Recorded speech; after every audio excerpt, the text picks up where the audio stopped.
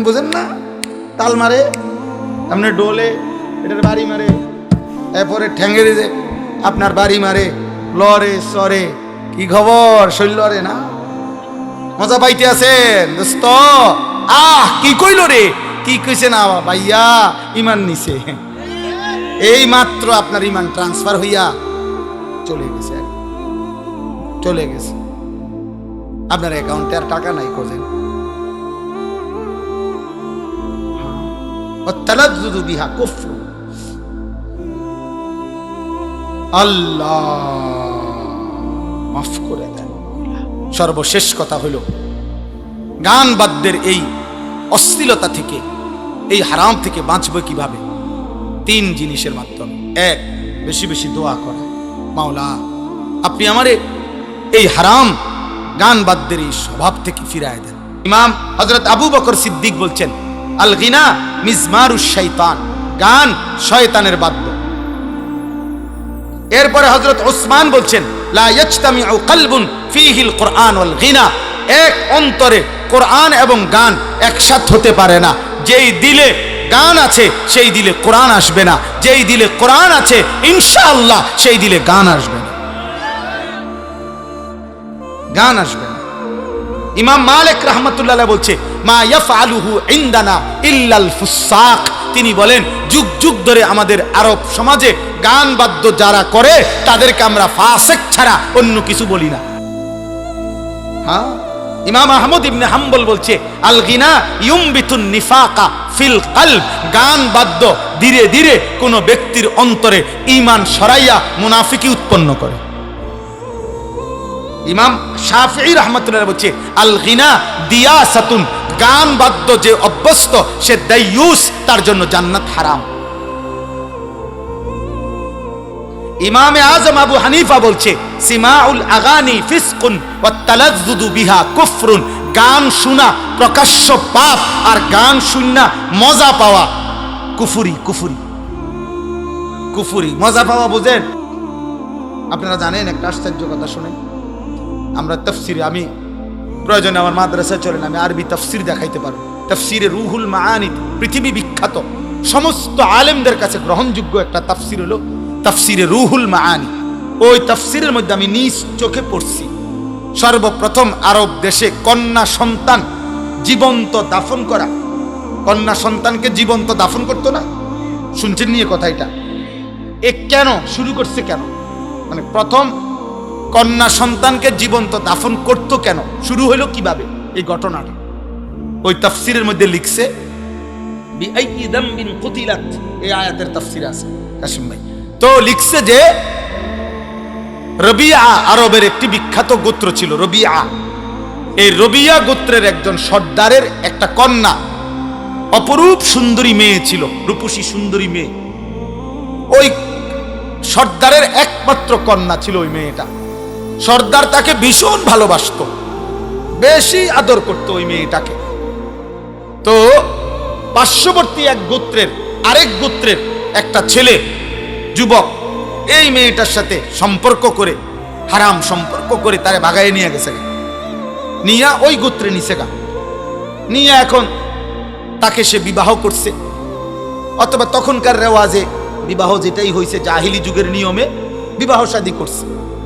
কিন্তু এই মেয়ের ভালোবাসায় এই রবিয়া গোত্রের এই সর্দার তার মেয়েটাকে ওই গোত্র থেকে উদ্ধার করার জন্য দিনের পর দিন লাগাতার বছরব্যাপী যুদ্ধ করছে, ওই ওরে আনতুবিল্লাহ।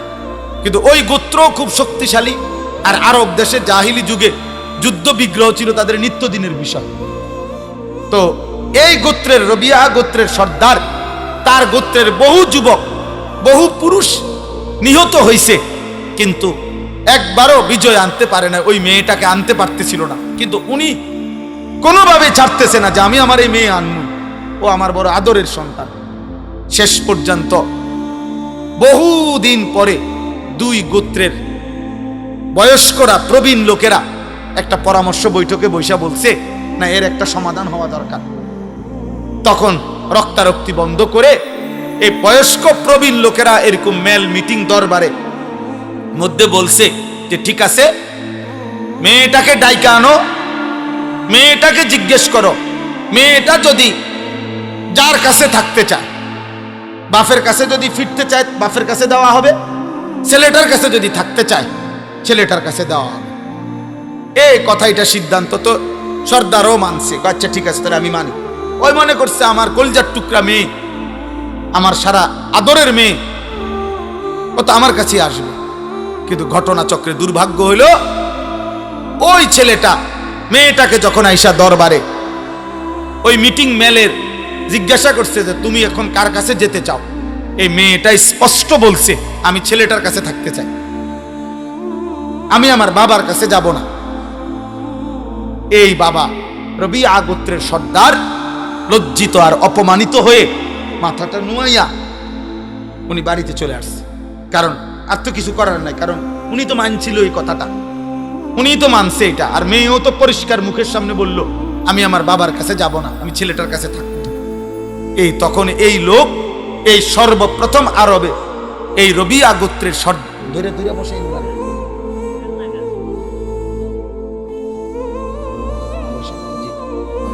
রবিয়া গোত্রের এই সর্দারের আরেকটা ছোট মেয়ে ইতিমধ্যে ছিল, ওইটা তার প্রথম আদরের মেয়ে ছিল। তো এই লোক বিফল হইয়া, লজ্জিত অপমানিত হইয়া বাড়িতে আইসাই সে তার সর্বকনিষ্ঠ নবজাতক সন্তান, তাফসিরে আছে যে মাত্র নতুন বাচ্চা হয়েছে, এই সর্বপ্রথম এই গোত্র সর্দার বলছে আমার বংশে যেন আর কোনোদিন কোনো কন্যা জীবিত না থাকে, এই প্রথম নিজের নবজাতক সন্তানরে মেয়েরে জীবন্ত দাফন করে যা, আর সন্তানে বা আমার কন্যার আর বাঁচতে দিতাম। এরপরে গোত্রের বাকি লোকদেরকে বলছে আমার ওসিয়ত, তোমরা যদি আমার সর্দার মানো, আরব দেশে তখন জাহিলি যুগে সর্দারের জন্য মানুষ জান দিত, তো বলছে তোমরা প্রত্যেকের নবজাতক সন্তান কন্যা যেগুলা এখন দাফন করো। এই ধীরে ধীরে নবজাতক কন্যা দাফন করার এই রেওয়াজ ওই গোত্রের থেকে এরপরে অন্যান্য গোত্রে চলেছে। অর্থাৎ আমার বলার উদ্দেশ্য হইল, জাহিলি যুগে পর্যন্ত একজন পুরুষ তার ফ্যামিলির নারীর কন্যার আত্মসম্মানের জন্য তার রক্তপাত হইছে, জীবন দিছে, কিন্তু তার নারীর সম্মান ইজ্জত, তার বংশের নারীর মর্যাদার জন্য এত লড়াই, এত যুদ্ধ পর্যন্ত করছে। কোরআন শরীফের একটা সূরা আছে, সূরায়ে মুমতাহিনা, কোরআন শরীফে 28 নম্বর পারা। এই সূরার মধ্যে একটা আয়াত আছে, আল্লাহ তাআলা নবীজিকে বলছে, হে নবী, কোন বিদর্ভী নারী, মুশরিক নারী, মূর্তি পূজক নারী যদি আপনার হাতে কালেমা পড়ার জন্য আসে, তো আপনি তাকে নির্দিষ্ট কয়েকটি কথার উপরে বায়াত করাবেন, মানে শপথ করাবেন পর্দার আড়াল থেকে। যেই বিষয়গুলোর উপরে শপথ করাবেন, এই যে দেখেন শুনাই, ইয়া আইয়ুহান নাবিয়্যু, হে নবী আমার, ইজা জাআকাল মুমিনাতু, মুমিন নারীগণ ঈমান আনতে যখন আপনার কাছে আসবে, ইউবাইয়িনাকা, আপনি তাদের সাথে এই বায়াত করাবেন, এই শপথ বাক্য পাঠ করাবেন এই কথাগুলো। আলা আল্লাহ ইউশরিকনা বিল্লাহি শাইআন, 1 নাম্বার, কোন নারী তারা যেন আর কোনোদিন আল্লাহর সাথে শিরিক না করে। 2, ওয়ালা ইয়াসরিকনা, তারা যেন চুরি না করে। 3, ওয়ালা ইয়াজনিনা, তারা যেন আর কোনোদিন জিনা ব্যভিচার না করে। এই কথাটা বলার জন্য শুনেন তো, কি না করে বলছে 3 নম্বরে, কথা বলেন না। তো তাফসীরের মধ্যে আছে, আপনারা একটা ঘটনা সবাই জানেন, উহুদের যুদ্ধে নবী সাল্লাল্লাহু আলাইহি সাল্লামের একজন চাচা আমিরে হামজা, ওনাকে যে শহীদ করছে ওয়াহশী পাথর মাইরা, নবীজির চাচা। তো শহীদ করার পরে মক্কার কুরাইশ একজন সর্দারনি, একজন নারী, ওনার চাচার, নবীজির চাচার বুকের উপরে বৈশা ওনার চাচার বুকটা ফাইরা ফেলছিল, ফাইরা বুক ছিঁড়ে ওনার চাচার কলিজা এগুলারে কাইটা টুকরা টুকরা করে চাবাইয়া কামড়াইছিল। আর চাচার নাক, কান, আঙ্গুল সব কাইটা কাইটা টুকরা টুকরা করে এগুলারে গলার মালা বানাইছিল, ছিদ্র কইরা মালা বানাইয়া গলা ঝুলাইয়া এই নারী আপনার নৃত্য করেছিল উহুদের মাঠে। এই রাসূলুল্লাহ সাল্লাল্লাহু আলাইহি ওয়াসাল্লামের চাচার লাশের সামনে গান গাইছিল আর নাচছিল আর কি, মহিলাদেরকে নিয়ে নৃত্য করেছিল। এই নারীটার নাম হইল হিন্দ। এ যারে বলে হিন্দা, আমাদের স্বাভাবিক ভাষা বাংলা ভাষায় মানুষে কয় হিন্দা, মূলত আকারটা নাই আর কি। আরবি শব্দটা হলো হিন্দ। হিন্দ বিদ্যে উতবা, মক্কার কুরাইশ উতবার মেয়ে, আবু সুফিয়ানের স্ত্রী ছিল। তো এই হিন্দাই বলেন বুঝার জন্য আর কি। এই মহিলাটা যে এত জঘন্য ছিল যে নবীর চাচার কলজাটা ফাইরা ফেলছে, সমস্ত শরীর টুকরা টুকরা বুটি বুটি বানায় ফেলছে। কিন্তু এই মহিলাটাও মক্কা বিজয়ের পরে রাসূলুল্লাহ সাল্লাল্লাহু আলাইহি সাল্লামের কাছে কালেমা পড়ে মুসলমান হয়েছে। এই মহিলা তো যেদিন মুসলমান হয়, এই অন্যান্য মহিলার সাথে পর্দার আড়ালে এই মহিলাও আপনার যখন মুসলমান হইতে আসছে, তখন এই কথা এগুলোর বায়াত নবীজি এ বেড়িরও কইছে। বুঝেন নাই কথা? ওই যে আল্লাহ না বলছে মহিলাদের থেকে আপনি এই কথাগুলোর কি নিবেন? বায়াত নিবেন। এর মধ্যে এই 3 নম্বরে, এই 3 নাম্বার যখন এই কথাটা নবীজি বলছে, ওয়ালা ইয়াজনিনা, বলো ওই পাশ থেকে যে জিনা করব না, এই মহিলাও এই মাত্র আজকে মুসলমান হইতেছে। হিন্দ এতদিন জাহিলি যুগের নারী ছিল, মুশরিক নারী ছিল। এই বাপ শুনেন, খোদার কসম তাফসিরে আছে, কাফের নারী ছিল। ওর সাথে সাথে বলছে মুহাম্মদ থামো। কি বললে? এটা কি করবে না? বলছে জিনা করবে না। তখন এই মহিলা আওয়াজ দিয়ে বলে উঠছে, মুহাম্মদ কোন স্বাধীনা, কোন ভদ্র নারী জিনা করতে পারে? অর্থাৎ এটা কি বললাম? আমি তো জাহিলি যুগে যখন মুশরিক ছিলাম, আমার এই মুশরিক জামানা তো আমি কোনোদিন জিনা করিনি। কসম খোদা, তুমি এটা কি বললা? এ কথা আবার শপথ করতে হবে কেন? কোন নারী, স্বাধীনা সম্ভ্রান্ত নারী জিনা করতে পারে, পরপুরুষের সাথে হারাম সম্পর্ক করতে পারে? এটা কি আশ্চর্য কথা! এক মুশরিক নারীর ভিতরে যদি জাহিলি যুগে এই আখলাক থাকে, আমাদের কি আখলাক হওয়া উচিত বলেন? দয়া করে রাগ হইয়েন না, বুঝতে শিখেন। এই ছোট্ট ছোট্ট আমাদের বালিকাদের 2-4টা মাদ্রাসা আছে। এই বালিকা মাদ্রাসাগুলো এখনো শেষ, একটু বাতি জ্বালাইয়া দেখাইতেছে যে ইমানদার নারীর চাল চলন, লিবাস, পোশাক, বোরখা, পর্দা কেমন হয়, এগুলো হেফাজত করা দরকার, এর সাথে সম্পৃক্ত থাকা দরকার। এখানে কমপক্ষে পর্দা, পুশিদা, কোরআন, আখিরাত ন্যূনতম ওই মেয়ের কলিজার মধ্যে দেওয়া উচিত। কোনোভাবেই নিজে এবং নিজের পরিবারের সদস্যদেরকে অশ্লীল, ফাহেসা, বেহুদা, অনর্থক কাজে, কথায় সাথে না জুড়াইয়া আল্লাহর কোরআন, রাসূলের সুন্নাহর সাথে মিলানো উচিত। ইদানিংকালে আপনারা বুঝতেছেন না, অনেকে আপনারা ইচ্ছা করে ভদ্রতার মুখোশ ধরে ফ্যাশনের নামে অথবা অতি শিক্ষিত বা উচ্চ শিক্ষিতের ভান করে আপনারা আপনাদের ঘরের মাহরাম, আপনাদের পবিত্রা, আপনাদের ইমানদার নারীদেরকে আপনারা বেপর্দা, বেহায়াপনায় ছেড়ে দিয়ে নিজেরা আত্মতৃপ্তি অথবা মানসিক তৃপ্তি ভোগ করছেন। এটা ঠিক হচ্ছে না বাপ। আপনিও মরে যাবেন, আপনার বিবিও মরে যাবে, আপনিও মরে যাবেন, মেয়েটারও মৃত্যু হবে। পরে আখিরাতটা নষ্ট করেন, পরে আল্লাহ ভুলাই দিয়েন না, পরে কবর ভুলাই দিয়েন না, পরে মালিক ভুলাই দিয়েন না, পরে তার ইজ্জতের কদর ভুলাই দিয়েন না। কোন নারীর ইজ্জত, সম্ভ্রম, পর্দা, সতীত্ব, হায়া, এটা নারীর শ্রেষ্ঠ সম্পদ। এই জন্য কুরআনুল কারীমের মধ্যে ইসলামের যত পাপের শাস্তি, একমাত্র পাপ জিনা, ব্যভিচার, এই শাস্তির বিধান বলতে গিয়ে নারীর কথা আগে উল্লেখ করছে। অর্থাৎ বুঝাইছে, আমরা তাফসিরে পড়ছি, তাফসিরে হেদায়েতুল কোরআন, ভারতীয় উপমহাদেশের শ্রেষ্ঠ শেখুল হাদিস, মুহাদ্দিস, এই শেষ জামানার শ্রেষ্ঠ মুহাদ্দিস যাকে বলা হইতো, যুগ শ্রেষ্ঠ আলেমে দ্বীন, সারা পৃথিবী খ্যাত আলেমে দ্বীন ছিলেন, দারুল উলুম দেওবন্দ মাদ্রাসার শেখুল হাদিস সদরুল মুদাররিসিন হযরত মাওলানা সাঈদ আহমদ পালনপুরি রাহমাতুল্লাহ আলাইহির কিতাব তাফসীরে হেদায়েতুল কোরআন। ওই তাফসীরে হেদায়েতুল কোরআনে আছে একজন নারীর সত্তার ভিতরে, রক্তের ভিতরে, নারীর অস্তিত্বের ভিতরে, নারীর সৃষ্টির মধ্যে আল্লাহ তাআলা হায়া, লজ্জার অনুভূতি পুরুষের চাইতে অনেক গুণ বেশি আল্লাহ সৃষ্টিগতভাবে বাড়ায় দিয়েছে।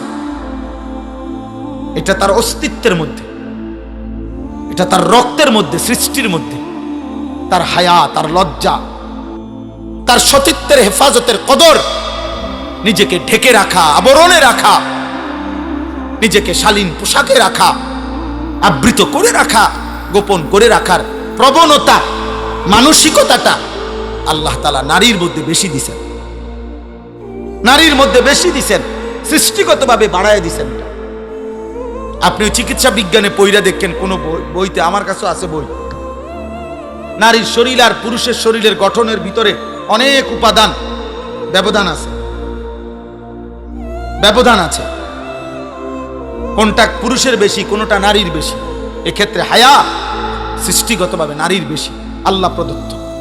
অতএব যে নারী পুরুষের চাইতে বেশি হায়া যার অস্তিত্বের ভিতরে দেওয়া হয়েছিল, সৃষ্টির ভিতরে, সেই হায়ার, মনে করেন হায়ার চাদর, হায়ার পর্দার সাগর ডিঙ্গায়া যে কোনো পর পুরুষের সাথে ব্যভিচার করেছে, হারাম সম্পর্ক করেছে, এ বাস্তবিক অর্থে নিকৃষ্ট নারী।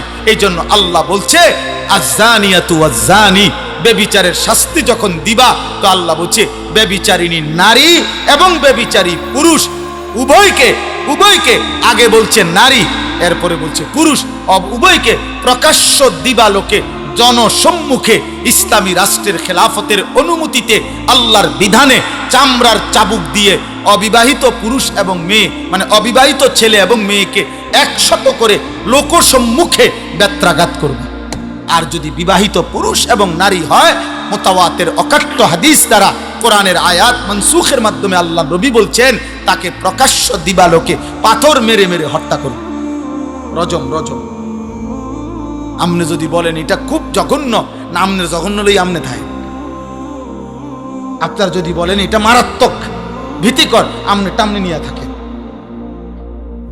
আল্লাহ তাআলা বলছে ওয়ালা ইয়াখুজকুম বিহিমা রাফাতুন ফি দীনিল্লাহ, ব্যভিচারের শাস্তি দিতে গিয়ে কারো দিলে যেন এক বিন্দু দয়া, মায়া, অনুকম্পা না আসে, সাবধান।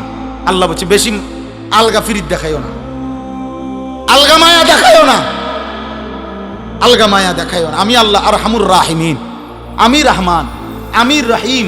তোমার কলজার মধ্যে যেই মায়া, এটা আমি দিছি। তোমার মার কলজার যে মায়া আমি দিছি, তোমার বাপের কলজার মধ্যে যেই মায়া আমি দিছি। এই গোটা সৃষ্টির মধ্যে যত, প্রতিটা সৃষ্টিতে যত মায়া, এটা আমি আল্লাহ দিছি। ভালোবাসা আমি দিছি, মায়া দয়া আমি দিছি, আমার থেকে দেওয়া। তুমি আমার থেকে বেশি দয়া বোঝো না। অতএব আমার ভাই, আমার বন্ধু, আমি মহিলা মাদ্রাসার মাহফিল, বালিকা মাদ্রাসা, এই জন্য এগুলো বলছি। এতগুলো কথা শক্ত বললাম এই কারণে, আপনার মেয়েকে ফিরান, আপনার মেয়ের আখলাকের আপনি পড়ান, কোনো অসুবিধা নাই। এই বাপ, পড়ানো নিষেধ না। পদার্থ জীববিজ্ঞান হারাম না, রসায়ন বিজ্ঞান হারাম নয়, ভূগোল ইতিহাস হারাম না, বাংলা অঙ্ক ইংরেজি জেনারেল হারাম না, চিকিৎসা বিজ্ঞান হারাম নয়, হারাম না, কসম খোদার হারাম না। আপনার জ্ঞান, আপনার সন্তানের জ্ঞান আটলান্টিক মহাসাগর পরিমাণ হোক, হিমালয় পর্বতের উচ্চতায় পৌঁছে যাক আপনার সন্তানের জ্ঞান, আমরা দোয়া করি। কিন্তু আল্লাহ ভুলাই দিলেন কেন? আখিরাত ভুলাই দিলেন কেন? নামাজ ভুলাই দিলেন কেন? কোরআন ভুলাই দিলেন কেন? আমি আজকেও মাগরিবের পরে বলছি, যেই জবান, যেই জিহ্বা রবের কোরআন পড়তে জানে না, আহা জিহ্বা, তুমি জীবনে কথা বলার কোনো মজাই পাও না। কথার কত স্বাদ, জিহ্বার কথা বলার যে মজা, তুমি সেই মজাই পাও। তুমি জীবনে জিহ্বার কোনো স্বাদই পাও না। আমি সবসময় বলি, যেই চোখ মালিকের ঘর দেখে নাই, কাবার কালো গিলাফ দেখে নাই, মদিনার সবুজ গম্বুজ দেখে নাই, ও তো দেখার কোনো মজাই পায় না। ও আর দেখলোটাই কে? কালো গিলাফ যে দেখে নাই, সবুজ গম্বুজ যে দেখে নাই, ওই চোখ আর দেখলো কি বেটা? কক্সবাজার 1 কোটি বার দেখলেও তো কালো গিলাফের সৌন্দর্যের সামনে কিচ্ছু না। পৃথিবীর সমস্ত নয়নাভিরাম প্রাকৃতিক সৌন্দর্য যিনি দান, সমুদ্রের প্রতিটা ঢেউ তো রবের দান। হ্যাঁ, এই পৃথিবীর দার্জিলিং বলেন আর যাই বলেন, সব সুন্দর।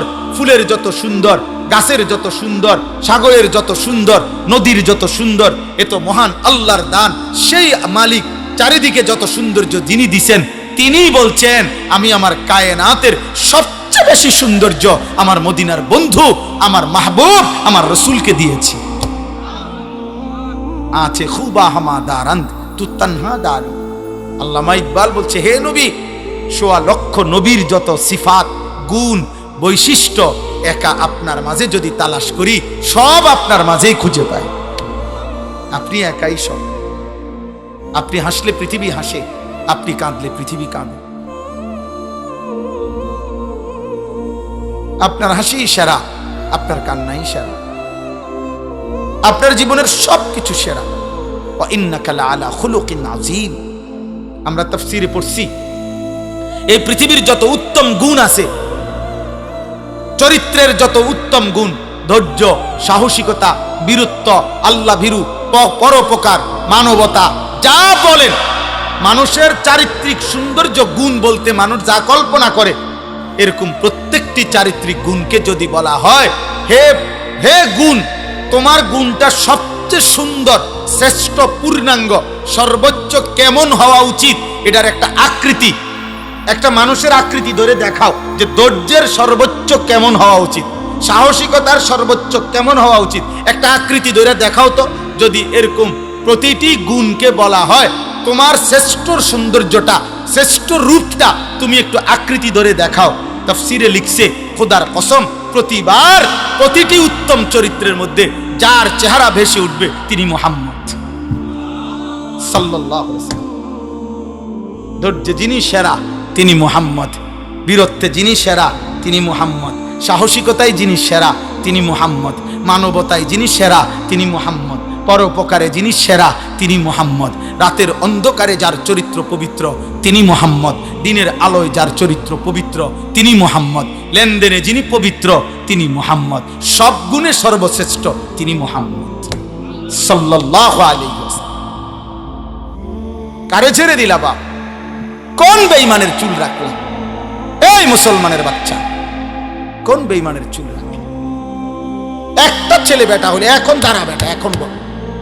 যে সমস্ত মুশরিকের মতো এই যে ডান দিকে বড়, বাম দিকে বড়, সামনে বড়, একটা চুলের সনদ বলো যে পৃথিবীতে প্রথমে এই চুলটা কে রাখছে, এরপরে এটা কেমনে কেমনে এই সাবের বাজার পর্যন্ত আইছে, কেমনে নিশ্চিন্তপুর আইলো, কেমনে ক্যান্টনমেন্ট আইলো, কেমনে, এটা সনদ বলো,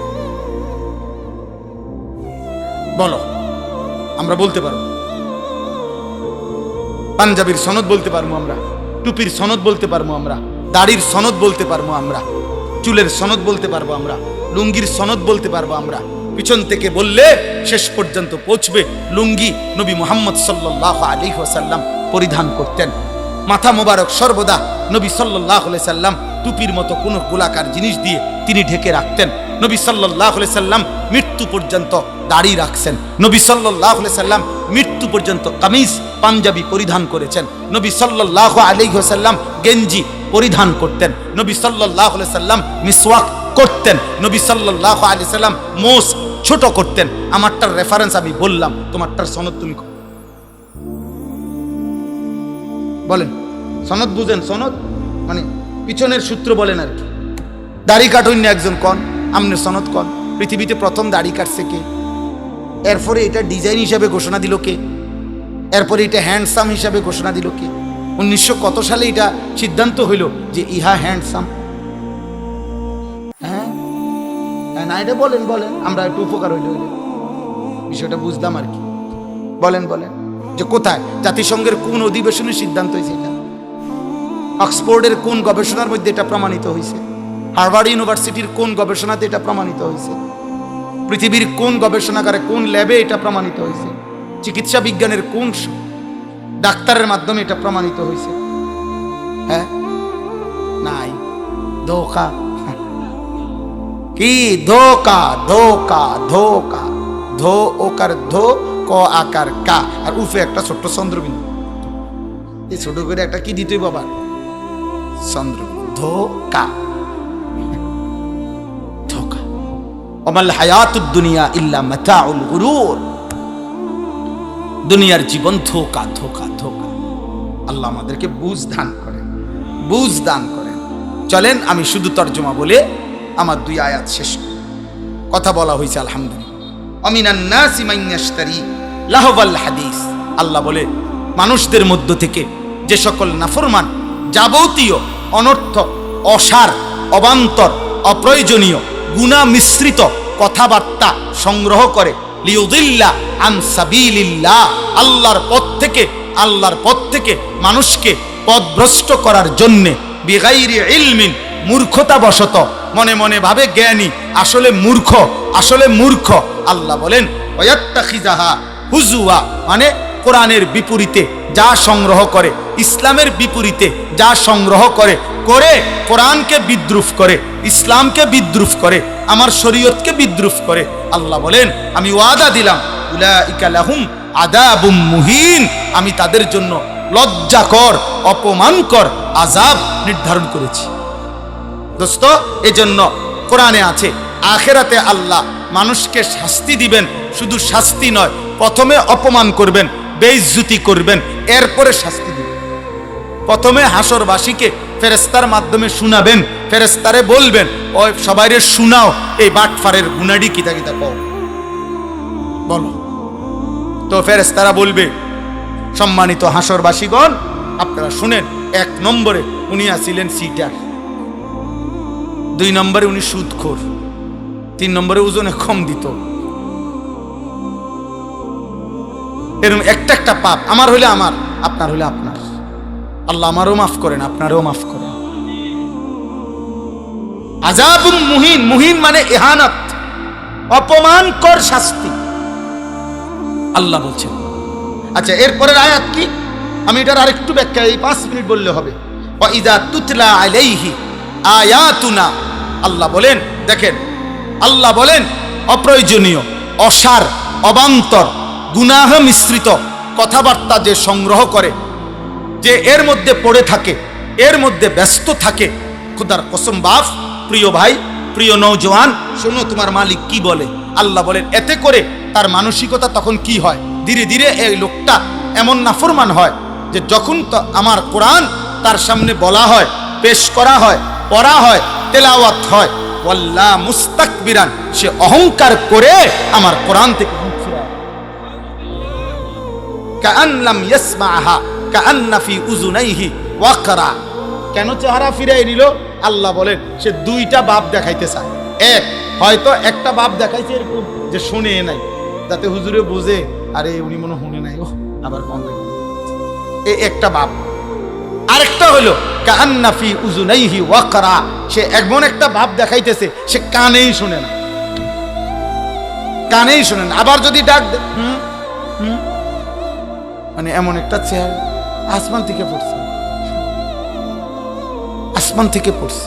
আল্লাহ বলেন এমন অহংকারী আমার কোরআন এমন একটা ভাব লইলা যেন শুনোও নাই, আমার কোরআনের ব্যাপারে এমন একটা ভাব নিলা যেন তোমার কানে বধির, ওয়াকরা মানে বধির, কানে শুনে না আর কি। আল্লাহ বলেন ফাবাশশিরহু বিআযাবিন আলীম, হে নবী আমার, বন্ধু আমার, এমন নাফরমানকেও আপনি অত্যন্ত পীড়াদায়ক, ভয়ানক, মর্মান্তিক আযাবের সুসংবাদ দেন। কি সংবাদ? মানে এটা হলো বিদ্রুপাত্মক কথা। আল্লাহ বলছেন ওরে সুসংবাদ দেন যে ভাইজান আপনার জন্য একটি সুসংবাদ, আপনাকে অচিরেই কবরে টাঙ্গাইয়া ফেলুন, আপনি রেডি থাকেন। এক একটা বাড়িতে আপনি 7 জমিনের নিচে ডাইবা যাবেন। এবার আসেন 5 মিনিটে শেষ কথাটা হলো ওই একটা শব্দ শুধু বলার জন্য আমি এখানে পড়ছি, লাহওয়াল হাদিস। এখানে একটা শব্দ আছে, আল্লাহ বলছেন আমার পথ থেকে সরাবার জন্য যারা লাহওয়াল হাদিস, অসার, অবান্তর, অপ্রয়োজনীয়, গুনাহ মিশ্রিত কথা সংগ্রহ করে, বুঝেন নাই কথাটা, তাদের জীবনে আনে, তো তাদের জন্য আল্লাহ বলছে আযাব। এই অসার, অবান্তর, অপ্রয়োজনীয়, গুনাহ মিশ্রিত কথার প্রথম কোনটা? সমস্ত তাফসীরের মধ্যে আছে এই আরবি এই কিতাব, এই কিতাবের মধ্যে স্পষ্ট আছে। হযরত আব্দুল্লাহ ইবনে মাসউদ নবীর বিখ্যাত সাহাবী বলছেন, ওয়াল্লাহিল্লাযী লা ইলাহা ইল্লা হু, তিনি বলছেন ওই আল্লাহর কসম যার তিনি ছাড়া আর কোনো ইলাহ নাই, আমি সেই রবের কসম করে বলছি, হুয়াল গিনা লাহুল হাদিস ওয়াল গিনা, সমস্ত গান বাদ্য, সমস্ত গান বাদ্য, গায়িকা, গানের আসর, নৃত্যের আসর, বাদ্যের যন্ত্রের ঝংকার, সুর, এই বাদ্যযন্ত্র সহ যত কথাবার্তার আয়োজন আল্লাহর কোরআনে এই লাহওয়াল হাদিস বলতে এটাই বোঝানো হয়েছে। হযরত আব্দুল্লাহ ইবনে মাসউদ সেটা কসম করে বলছে। অতএব প্রিয় বাপ, কোরআনুল কারীমে আল্লাহ বলছেন কোরআনের বিপরীতে গান, গায়িকা, নর্তকী, গানের আসর, বাদ্যযন্ত্রের ঝংকার যে তার জীবনে সংগ্রহ করে, যে তার জীবনে গ্রহণ করে, সে আল্লাহ বলেন আমি তাকে অপমানকর লজ্জাজনক আযাব দেব, পরে আমি আযাব দেব। আপনি ইনসাফের সাথে বলেন, আমার কথায় রাগ করেন না, আমি এমনও প্রতিবার কোনো দাওয়াত দিতে চাই না, উনি আমার বেশি পরিচিত দেখা মাহফুজ ভাই, এই জন্য আইসি, তাহলে আপনি ডেইলি প্রতি বছর দাওয়াত দিতে হইব এমন কোনো জরুরত নাই আমার। তো কাজেই আমি মানা করে দিলে মুনাজাতের পরে মানা করে দিয়ে যে এরকম শক্ত হুজুর আর আনবেন না, ভালো হুজুর আনবেন না। তাইলে এই জন্য বলছি আমার এই কথাটা শুধু শুনে ইনসাফের কথা বলেন। যুবক ভাই, আপনারা যারা প্রতিনিয়ত দুস্থ মোবাইলের মধ্যে নারী ছবি, নাচ, নারীর ঝুংকার, নারীর বাদ্যযন্ত্র, গান সহ যেভাবে তোমরা ব্যস্ত আছো ভাইয়া, আগামীর পৃথিবী, আগামীর হায়াত, আগামীর সময়টা কি হবে? 2 নাম্বার হলো আপনারা যাদের ঘরে প্রতিনিয়ত টেলিভিশন চলে, আপনাদের ঘরের এই নাটক, সিনেমায় কোনো গায়িকা, কোনো নায়িকা, কোনো বাদ্যযন্ত্র কি বাজে না? কথা বলে না তো? এটা কি আপনি সংগ্রহ করেন নাই? এই ডিশের বিল আপনি দেন না? এই বিদ্যুৎ বিল কি আপনি দেন না? হ্যাঁ, আল্লাহ তাআলা তো বলছে এই মানুষটা, সে তার অনুসারীদেরকে আমি আল্লাহর পথ থেকে গুমরাহ করে পথভ্রষ্ট করে। তাহলে গানের আর বাদ্যের আওয়াজে আপনার বিবি বাচ্চার আল্লাহর দিকে ফিরে না আল্লাহর পথ থেকে দূরে সরে? তা আপনি কি করছেন? আপনি মুসলমান না? আপনার আখিরাত নাই? আপনি মরতেন না? আপনার এলাকায় আর কেউ মরে না? আপনি কারো জানাজা পড়েন নাই? আপনি কোনো লাশ দেখেন নাই? আপনি কোনো কবরের কান্না শোনেন নাই? হযরত ওমর ইবনে আব্দুল আজিজ বলতেন কবরে দাঁড়ায়া, আইয়ুহাল কবর মাযা ফাআলতা বিল আহিব্বা। পৃথিবী বিখ্যাত তাবিঈ ছিলেন, ইসলামের 5ম খলিফা বলা হতো না ওমর ইবনে আব্দুল আজিজ। উনি মাঝে মাঝে কবরস্থানে দাঁড়াইয়া বলতেন, হে কবর, বলো না তুমি আমার স্বজন, আমার আপনজনদের সাথে তুমি কি করছো? এই কবর, আমার চাচারে তোমার কাছে রাইখা গেছিলাম, আমার দাদা, আমার বাবা, আমার চাচাতো ভাই, আমার কত স্বজন তুমি কবরে রাইখা গেছি, বলো না? আইনাল আসদিকা, আমার বন্ধুরা কই, এখন কি অবস্থায় আছে, আমার স্বজনরা কেমন আছে? খোদার কসম তিনি কাঁদতেন, আর ওনার সাথে যারা দাঁড়ায় থাকতো ওনাদেরকে বলতেন, শোনো কবর আমারে কি বলছে জানো? তো তারা বলতো, বলেন কি বলছে?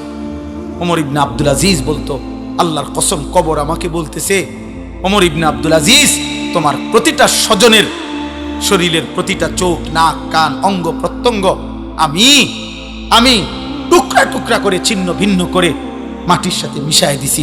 আমার মাটি আমি আমার সাথে মিলাই দিছি। মানুষ কিসের তৈরি? এজন্য কবর বলে আমার মাটি আমি আমার সাথে কি করে লাইছি?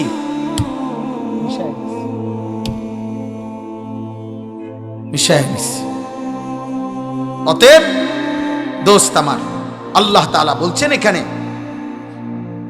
যে আমি তাকে কিন্তু কঠিন আযাব দেব। 2 বার বলছে, আমার কোরআন থেকে উল্টা করে দিলা। একবার বলছে আযাবুম মুহিন, লজ্জাজনক আযাব। আরেকবার বলছে বি আযাবিন আলিম, যন্ত্রণাদায়ক আযাব। এরপরে শুনেন, কোরআনুল কারীমের মধ্যে আছে, আফা মিন হাযাল হাদিসে তা'জাবুন ওয়া তাদহাকুনা ওয়া লা তাবকুন ওয়া আনতুম সামিদুন।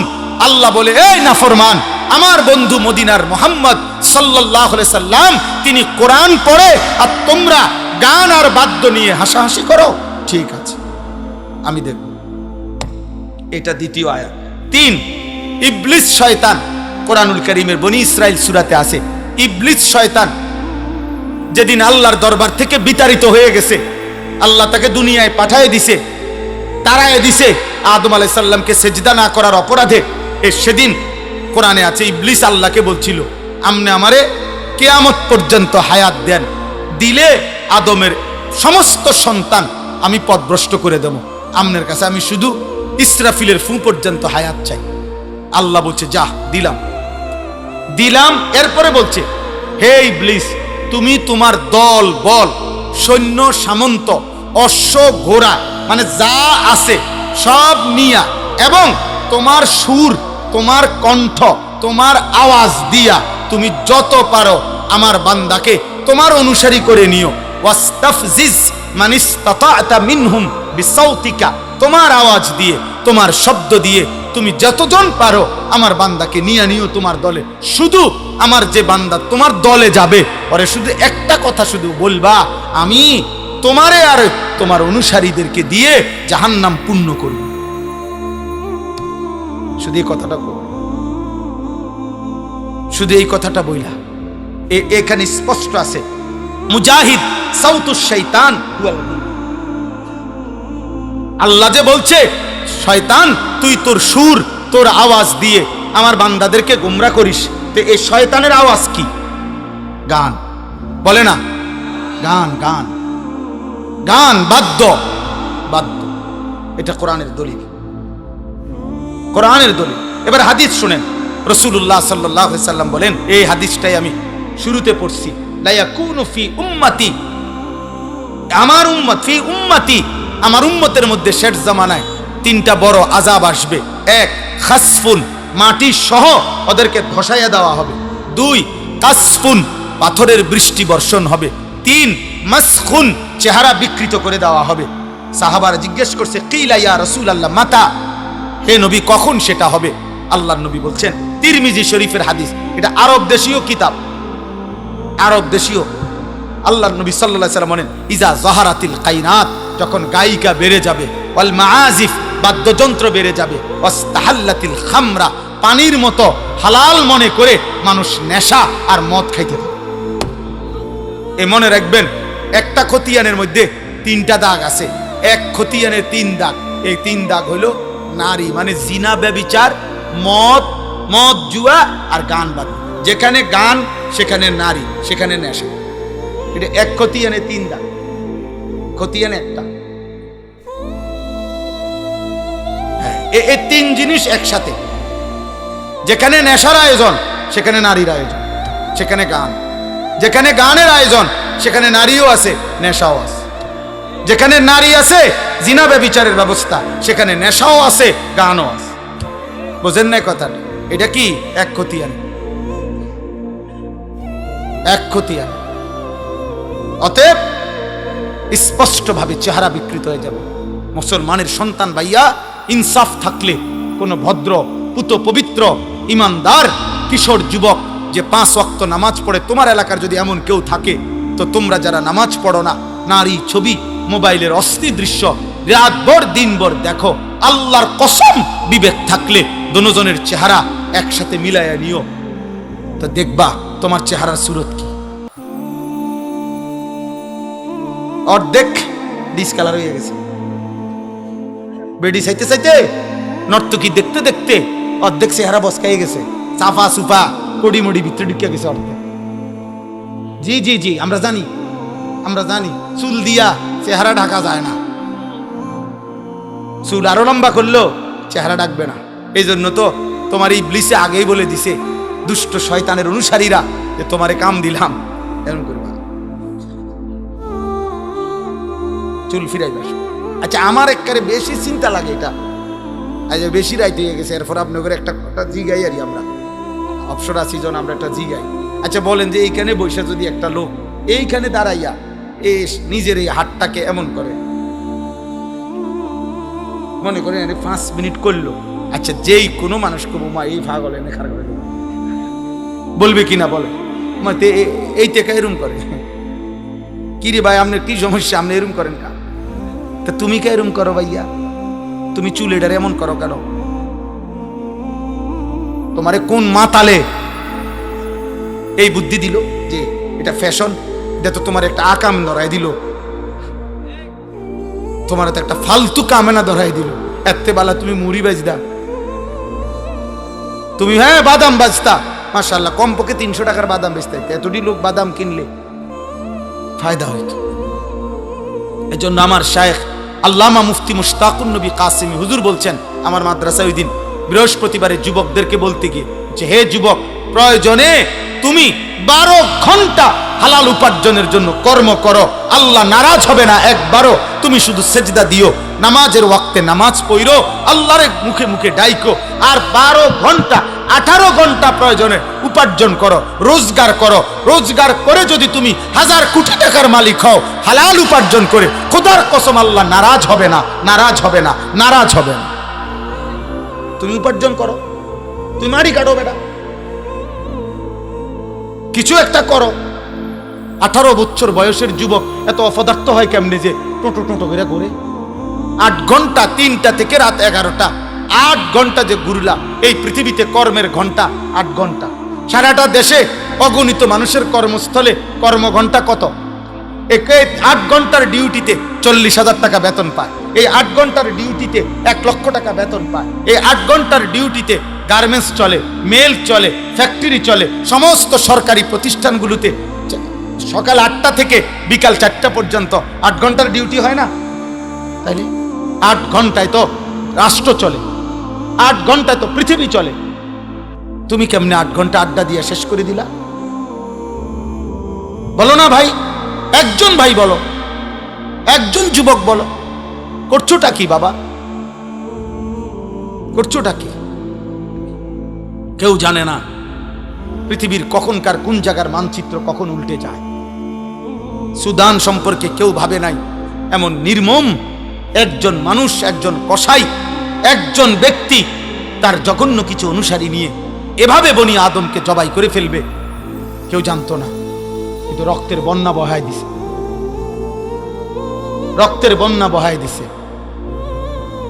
অতএব দোস্ত, তোমার আমার বাবা বিদেশ অথবা উপার্জন করে, অতএব আজীবন মৃত্যু পর্যন্ত আমাদের জীবনের কোনো অসুবিধা হবে না, এই নিরাপত্তা কে দিল বাপ? কে দিল? আল্লাহ আমাদেরকে হেফাজত করেন। অতএব আজকে এই নিয়ত করেন, গান বাদ্য থেকে বেঁচে থাকবো ইনশাআল্লাহ। বলেন ইনশাআল্লাহ। ইমাম হযরত আবু বকর সিদ্দিক বলছেন আল গিনা মিজমারুশ শাইতান, গান শয়তানের বাদ্য। এরপরে হযরত ওসমান বলছেন লা ইয়াজতামিউ কলবুন ফীহিল কুরআন ওয়াল গিনা, এক অন্তরে কোরআন এবং গান একসাথে হতে পারে না। যেই দিলে গান আছে সেই দিলে কোরআন আসবে না, যেই দিলে কোরআন আছে ইনশাআল্লাহ সেই দিলে গান আসবে না, গান আসবে না। ইমাম মালিক রাহমাতুল্লাহ আলাইহি বলছে মা ইয়াফআলুহু ইনদানা ইল্লাল ফুসাক, তিনি বলেন যুগ যুগ ধরে আমাদের আরব সমাজে গান বাদ্য যারা করে তাদেরকে আমরা ফাসিক ছাড়া অন্য কিছু বলি না। হ্যাঁ, ইমাম আহমদ ইবনে হাম্বল বলছে আল গিনা ইউমবিতুন নিফাকা ফিল কলব, গান বাদ্য ধীরে ধীরে কোন ব্যক্তির অন্তরে ঈমান সরাইয়া মুনাফিকি উৎপন্ন করে। ইমাম শাফিঈ রাহমাতুল্লাহ বলছে আল গিনা দিয়াসাতুন, গান বাদ্য যে অভ্যস্ত সে দাইয়ুস, তার জন্য জান্নাত হারাম। ইমামে আজম আবু হানিফা বলছে সিমাউল আগানি ফিসকুন ওয়াত তালাজ্জুদু বিহা কুফরুন, গান শোনা প্রকাশ্য পাপ, আর গান শুননা মজা পাওয়া কুফরি। কুফরি কুফরি মজা পাওয়া বুঝেন?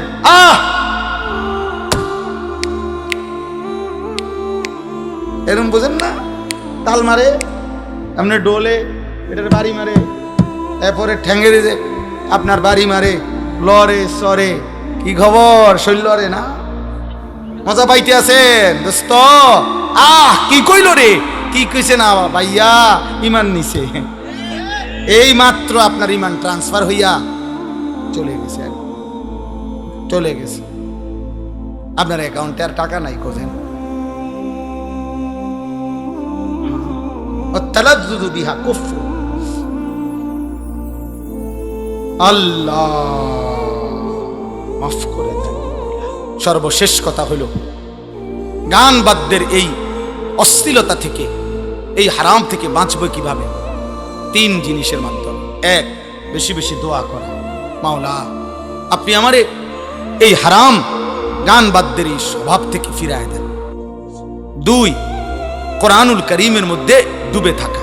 কমপক্ষে এতটুকু করো যুবক ভাই, বাবা যদি কোরআন আপাতত পড়তেও না পারেন, শিখতে চেষ্টা করেন, আর না হয়তো কমপক্ষে চেষ্টা করেন একদিকে শিখতে, আর আরেক দিকে প্রতিনিয়ত কোরআনুল কারীমের তিলাওয়াতের মধ্যে ডুবে যান। কোরআন শুনেন, কোরআন তিলাওয়াত শুনেন, কষ্ট হইলেও শুনেন, বারবার শুনেন। মনে করেন প্রথম অশান্তি লাগতে আছে, পেরেশানি লাগতে আছে, বারবার মন চাইতেছে গান বাদ্য নাটক সিনেমা শুনতে, না কোরআন শুনেন, আবার শুনেন, আবার শুনেন, ওষুধের মতো শুনেন। আমারে একটা হোমিও ডাক্তারে গ্যাস্ট্রিকের একটা ওষুধ দিছে, এটা এমন তিতা, আমি মানে চোখ বন্ধ করে এমনি খাইয়া লাগবে। এটা বেশি তিতা, শিরা ফিরা এ কদ্দুর খাইতে মানে আমার একটা মানে শরীরের মধ্যে কাঁপ দিয়ে ওঠে এটা খাইতে। কিন্তু উনি দেখছি যে উপকার আছে, খুব উপকার হয়েছে, ফায়দা পাইছে। খুব তিতা, বেশি তিতা এটা। তাহলে মনে করেন তিতার মতোই আপনি কিছুদিন চেষ্টা করেন, ইনশাআল্লাহ অচিরেই ধারাবাহিক যুবক ভাই আল্লাহর কোরআন শুনতে শুনতে, কোরআন শুনতে শুনতে, কোরআন শুনতে শুনতে রব তোমার কলিজার মধ্যে কোরআন বসায় দিয়েছে। 3 নাম্বার হলো মৌতের ফিকির। মৌতের ফিকির এখানে স্পষ্ট লিখছে, এটা আরবি কিতাব, আল্লামা ইমাম ইবনুল কাইয়িম রাহমাতুল্লাহ উদাহরণ দিছে, অনেক লম্বা, আমি আর পড়তেছি না। অনেকগুলো ঘটনা লিখছে পূর্ববর্তী জামানায়। কসম খোদার এখানে আছে, পূর্ববর্তী জামানায় এমন অনেক ব্যক্তির জীবন এমন গেছে, আহা, যে মৃত্যুর সময়, এখানে ডাইরেক্ট আছে কাসেম ভাই লিখছে, যে মৃত্যুর সময় ওই ব্যক্তি যে নিয়মিত গান শুনতো তাকে বলা হয়েছে কুল লা ইলাহা ইল্লাল্লাহ, তুমি লা ইলাহা ইল্লাল্লাহ পড়ো, ওয়ালাকিন ইউরাদ্দিদু আবিয়াতাম মিনাল আগানি, কিন্তু সে বারবার যতবার বলে তাকে কালেমা পড়ো, সে ততবার গানের বাক্য দোহরা। হাত্তা মাতা বিলা কওলি লা ইলাহা ইল্লাল্লাহ। এমন কি ওই নাফরমান উনি লিখছেন লা ইলাহা ইল্লাল্লাহ বলা ব্যতীতই তার মৃত্যু হলো। এই জন্য গান বাদ্যে এ টুং টুং টুং টুং সুর ঝংকার, নারীর নৃত্য গায়িকার আসর। প্রিয় ভাই, প্রিয় বাপ, রাত গভীরে অনেক কষ্ট দিলাম, লম্বা বয়ান হয়ে গেছে, আপনাদেরকেও কষ্ট দিছি। এতটা সময় তো আমার মাহফুজ ভাইয়েরও ইচ্ছা ছিল না, কিন্তু আমি এটা অনুরোধ করছি, প্রত্যেকে নিজ নিজ জীবন থেকে এই বদভ্যাস ছেড়ে দেন ইনশাআল্লাহ। আল্লাহ আপনাদেরকে তৌফিক দেন, কবুল করেন। আগামী 20 তারিখ 20 নভেম্বর, কি বার? বৃহস্পতিবার ইনশাআল্লাহ আমাদের এখানে সাহেবের বাজার, আপনার ইউনিয়ন পরিষদের পাশে, আপনারা জানেন আলহামদুলিল্লাহ ময়নামতি দারুল আহকাম মহিলা মাদ্রাসা, ওইটাও আলহামদুলিল্লাহ প্রাচীন এবং আমাদের এই অঞ্চলের সর্ব মেয়েদের জন্য সবচেয়ে বড় মাদ্রাসা, এবং দাওরায়ে হাদিস মহিলা মাদ্রাসা, ওই মাদ্রাসার বার্ষিক মাহফিল 20 নভেম্বর। আপনাদের দাওয়াত, আমারও দাওয়াত, আমারও দাওয়াত। সর্বশেষ 1 মিনিট আমি এখনই দোয়া করছি, আর যাইয়েন না, 1 মিনিট আমি একটা ছোট্ট অনুরোধ করি। আলহামদুলিল্লাহ মাদ্রাসা আমাদের প্রিয় ভাই মাওলানা মাহফুজ ভাই, আমরা শুরুর থেকে এই মাদ্রাসায় আসছি, মুসলমানের ইমানদার কন্যাদেরকে দিন শিখাচ্ছে। আপনাদের প্রত্যেকের কাছে আমার শায়েখ আল্লামা মুফতি মুশতাকুন নবী সাহেব আমার একটা ওসিয়ত করছে সব সময়, যে মাওলানা যখনই ভালো কাজ দেখবেন, যেখানেই নেক কাজের কোনো আয়োজন দেখবেন, কিছু না কিছু দিয়ে আপনিও শরীক থাকবেন। হুজুর এটা সব সময় বলতেন, বলে আমারে অনেক বলছে, যেখানেই ভালো কাজ দেখবেন, নেক কাজ, ওইখানে যদি আপনিও একটু দিয়া অংশগ্রহণ করেন, হতে পারে আর কোনোদিন আপনার নামও কেউ জানলো না, কিন্তু হাসরের ময়দানে এরকম বহু জায়গার নেকি একসাথে দেখে আপনি খুশিতে আনন্দে আত্মহারা হয়ে যান। আত্মহারা হয়ে যান। দেখবেন চলার পথে আপনি কোথাও কোনো মসজিদের 100 টাকা দিছিলেন, তো সেই 100 টাকার নেকিও আপনার নামে অনেক জমা হয়েছে। তো এই জন্য এই মাদ্রাসাটা তো আলহামদুলিল্লাহ আমরা প্রত্যেকে 2টা মিনিট আপনারা যদি পকেটে হাত দেন, যার যার ভালোবাসা তৌফিক অনুপাতে, মুসলমানের কন্যারা অনেক দুর্বল, অনেক অসহায় মেয়েও পড়ে, তাদের জন্য আর্থিক যেন সহযোগিতা করা যায়, সব মিলিয়ে মাদ্রাসাটা যেন তার দ্বীনি কার্যক্রম চালাইতে পারে, প্রত্যেকের ভালোবাসা নিয়ে যেটুকু হয় আপনারা একটু সহযোগিতা করেন। 2 জন ভাই 4 জন ভাই উঠাইয়া টাকাটা নিয়ে নেন, দেন, থাকলেই দেন, না থাকলে দোয়া করেন, আল্লাহ আপনাদেরকে তৌফিক দেন, কবুল করেন।